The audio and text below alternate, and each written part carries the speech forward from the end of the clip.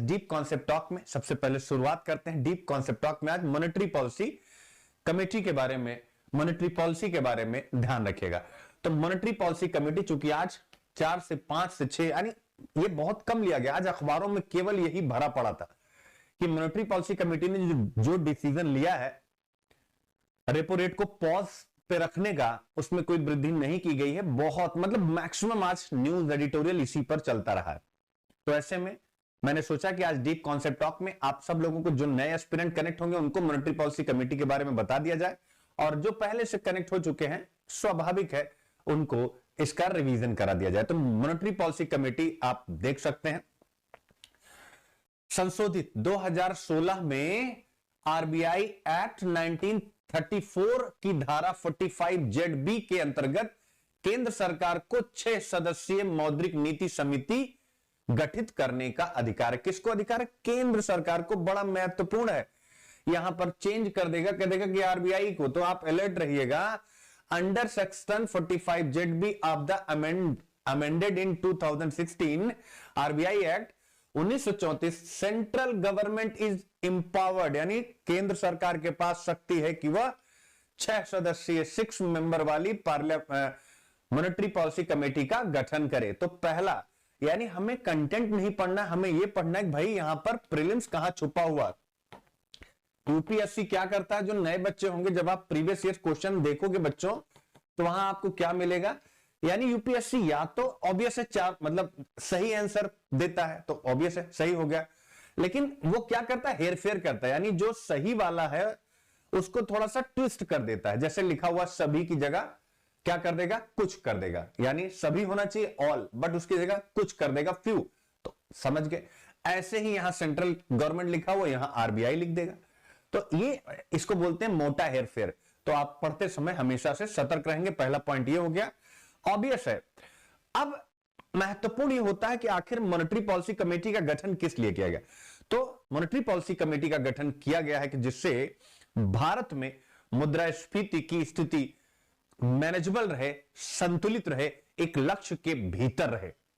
Clear है?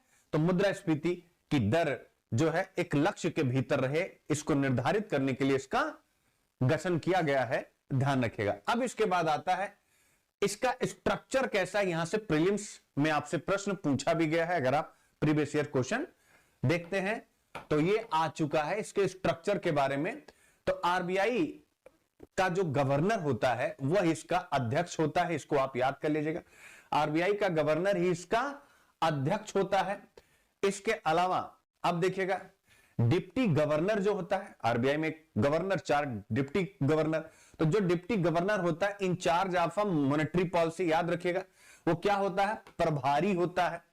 ठीक है। फिर इसके बाद होता है केंद्रीय बोर्ड जो आरबीआई का है उसके द्वारा नामित किया जाने वाला बैंक का एक अधिकारी, यानी 1 2 3 हो गए बैंक के, और इसके अलावा 3 व्यक्ति जो केंद्र सरकार नियुक्त करती है, ध्यान रखिएगा।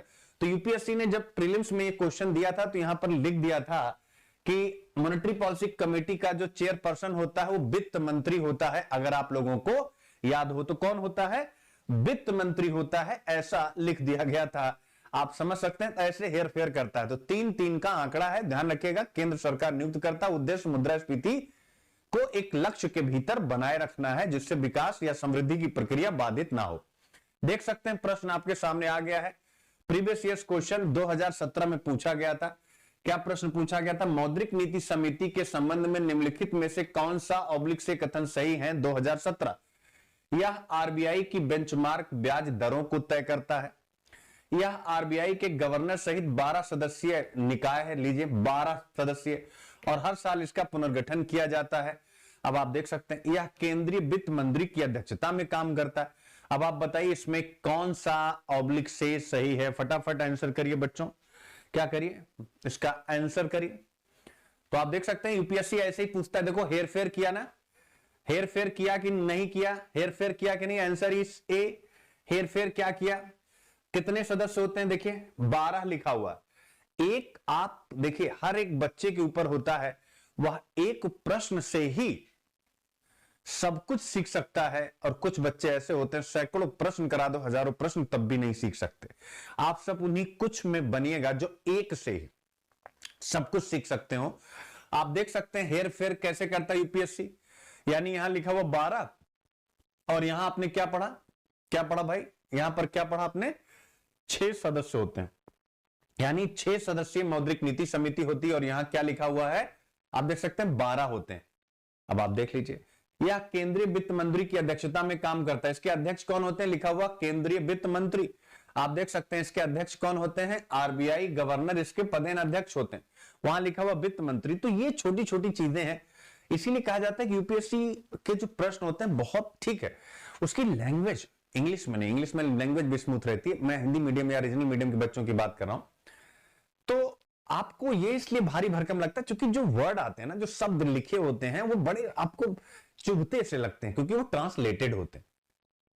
बट चीजें बहुत इजी होती है, अगर कूल होकर के आप पढ़ेंगे क्वेश्चंस को तो बहुत अच्छे से समझ में आते, बिना घबराए हुए कि अच्छा ठीक है आरबीआई के बारे में तो पूछ रहा, ठीक है मुझे नहीं आता है कि 6 है कि 12 है, फिर हम आइडिया लगाएंगे कि यार 12 हो सकते हैं क्या, 12 ज्यादा नहीं हो जाएंगे, मतलब ऐसे भी कॉमन सेंस लगा के 12 बहुत ज्यादा लग रहा है, और अगर 12 बहुत ज्यादा लग रहा है तो अगर 2 को हटा दूं तो ये जा रहा है, ये जा रहा है। अब मामला बनता है तीसरा है कि यार वित्त मंत्री अध्यक्ष होते हैं, आरबीआई वित्त मंत्री आप क्या करेगा, मतलब कहने का मतलब इस हिसाब से सोचना, कॉमन सेंस। ठीक है, तो ये हो गया, आप यहां से देख सकते हैं इस प्रकार के प्रश्न आपसे